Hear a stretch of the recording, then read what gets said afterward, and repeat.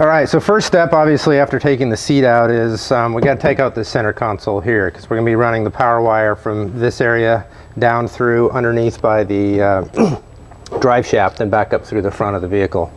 So to start that, you got to pop out the shift knob here. Basically, the top of this just pops off. It's pretty easy. Once you pop that off, you get down in there with a T25 Torx. Take the screw out of the inside of it, and then it just pops free. Then you just pull that free.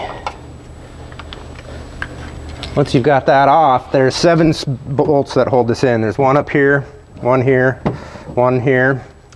2 back here, and same thing on the other side. Once you take out all 7 of those bolts, this whole panel just comes free. All right, now that we got all this stuff out of here, we're gonna start running the power wire for the amplifier power kit. Basically, the kit this side of the kit has 2 main parts. You've got the positive lead jumper. This is going to be running from your positive terminal here down through this section here over to this area where we're going to be putting a fuse block.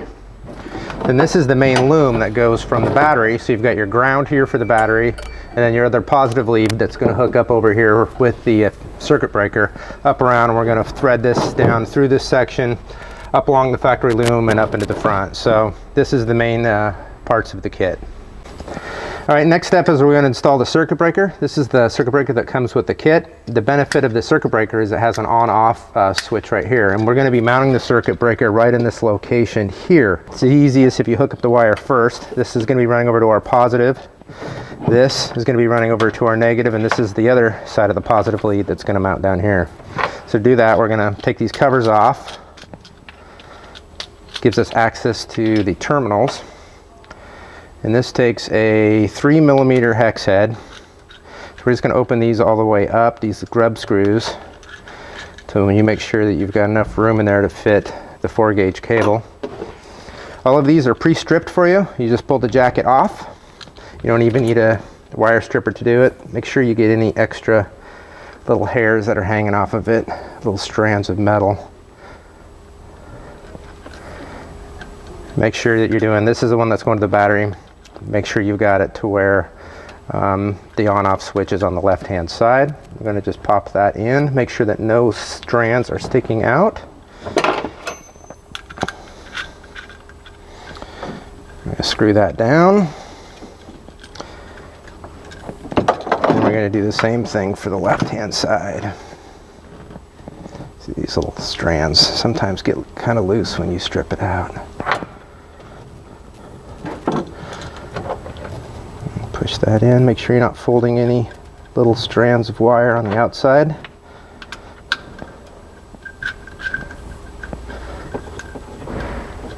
Screw it down. Go finger tight, fairly tight on this, but not so tight that you're going to strip something out. Put the covers back on. Now you've got a protected circuit breaker right here. It's going to run from this section over to here. So once you get that, just kind of play around with how the wire fits down in here. This is the basic location where you're going to want to mount it. So we're going to push some wires down in there. At this point, take this, if you've got a punch, go in there and kind of punch the 2 holes so you can mark them. Might be easier to do a pre-drilled pilot hole, or if you have some stainless self-tapping screws, you can get through there. Simply zip some screws in there and hold this in place. I would recommend a stainless screw, just because it potentially will get some moisture down in there. So I'm just going to leave this one disconnected for now, but we're going to run our negative wire, which is this wire right here. This is basically going to snake right up along there. Come over and we're going to hook this up to the negative terminal of the battery. So take your 1/2-inch wrench here, take the nut all the way off.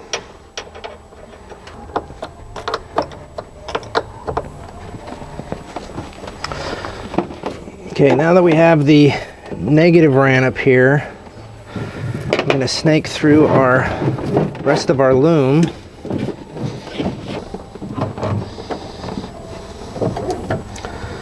That's going to run right in here. Right along between this channel. All right, next thing we're going to do is we're going to thread our loom down through this section right here up into the drive shaft area. If you see this blue and this yellow wire, disregard that. Your vehicle probably doesn't have that. These are some wire that was pre-ran for a winch. We're not going to be working on those today, but we're going to be threading down around that section. So there's a little, as you come down kind of this direction towards the driver's side, there's a little opening where you can get the wire down through there. You can stick your hand down here, and you can just bring it all the way up through. So you might start getting some twists in this wire, so as you snake it through there, you might have to readjust it so that the twistiness of the wire conforms to how you're going to go around this corner. That's good enough for now. You just want to make sure that the wires are all sitting. Nothing sits up higher than the level of this bar right here, because this is where the seat sits in here. So everything has to be able to sit flat. You can kind of see the level of this. Everything has to be going below the strap on the battery so that the seat doesn't hit it when it comes down in. So now we got the wire up into the drive shaft area. We're just going to continue to thread this all the way up through into the front of the vehicle. If you reach down here, you can see where the wire factory loom is coming through, and you can see our wires kind of poking out. And you're just going to pull those up. Don't pull them too taut. Now you've got your wire coming up through here. So we'll take some zip ties.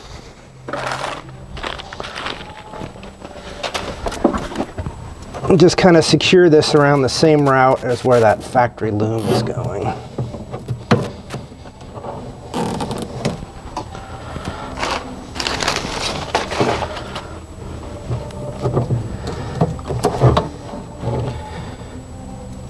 And I like to keep the wire up a little bit so where it's not hitting this tube down underneath here that potentially could get a little bit warm.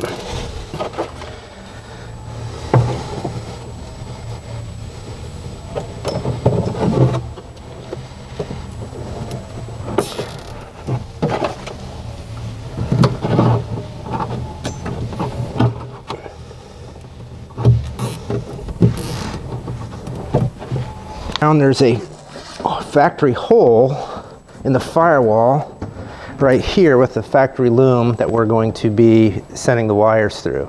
Next step is we're going to remove the binnacle.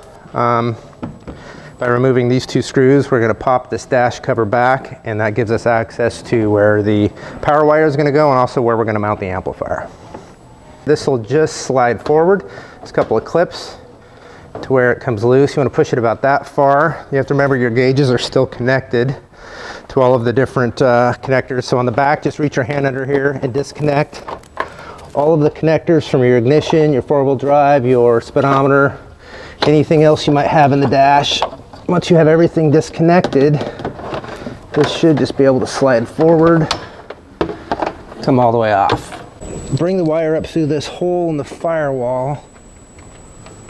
And just reach down and thread the power wire up through this hole.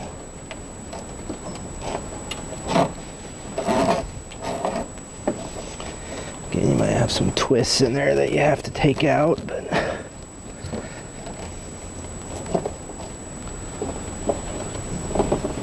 then I like to run the power wire underneath this bracket here. We're going to run it over to this side. Now you don't want to run the wire through this hole right here, because if you use the R mounting bracket, it actually covers up this hole. So you actually want to come in underneath that bracket. You're going to bring the power wire up through this last hole right here. Now we've got the 4-gauge wire going all the way from the battery up to where the amplifier is going to mount. And now you're ready to start installing an amplifier.